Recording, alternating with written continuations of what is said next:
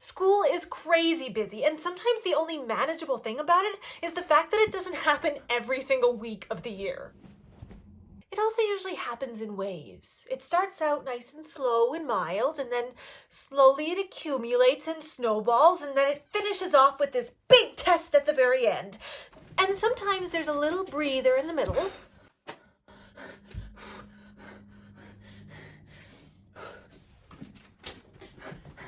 But really the only big gap is right after that big test. Then you go right back where you started, making little snowballs. You might think that exam season is the most important part. And your school will tell you that, so why wouldn't you think that it's the most important part of your school year? But it's not, though. The most important part of your school year is actually the break. Yes, I know this doesn't quite make sense, that the most important part of doing school is the part when you're not actually doing school. But while your brain can learn under pressure, it's better at storing things long term when it's not under pressure. This means that rest is the most important part of your routine. And who's really great at resting while you're in school? Because of this, it's important to work hard when you're working, but it's also super important to rest when you're not.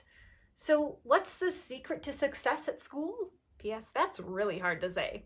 Take real breaks. It's no secret that working hard while you're at school is important.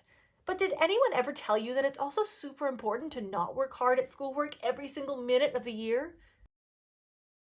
During times like in between terms and summer vacation, taking the time to do something completely not related to school is essential. So if you have periods without assignments and due dates, spend it exactly how you'd like. Review the things you have to, but don't go overboard unless it's fun for you. Even if you find something challenging and are worried about coming back to it too far behind, schedule in some time to not work on it. The rest will do your brain a lot of good, and you'll be surprised what sinks in when you're not actively reviewing it every day. An overloaded brain is limited. And the more you work full speed ahead day after day, the closer and closer you'll get to overload. And once your brain actually burns out, it's going to be out of commission for way longer than necessary. The benefits of proper breaks are twofold, because a happier brain also works way more functionally than a stress-strained brain.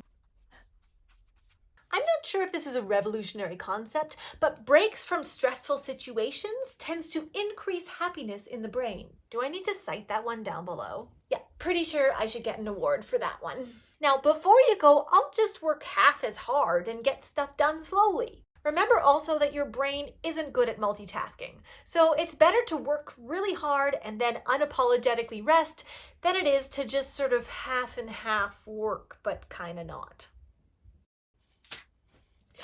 Okay, brain, are you ready for summer holidays?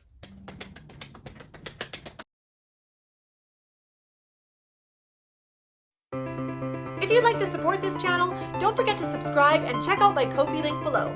I also have a blog and Instagram if you'd like to double make sure you never miss a thing. If you were watching this video hoping for actual study tips, check out this other video. I promise I have some much more serious videos. Maybe not that one though.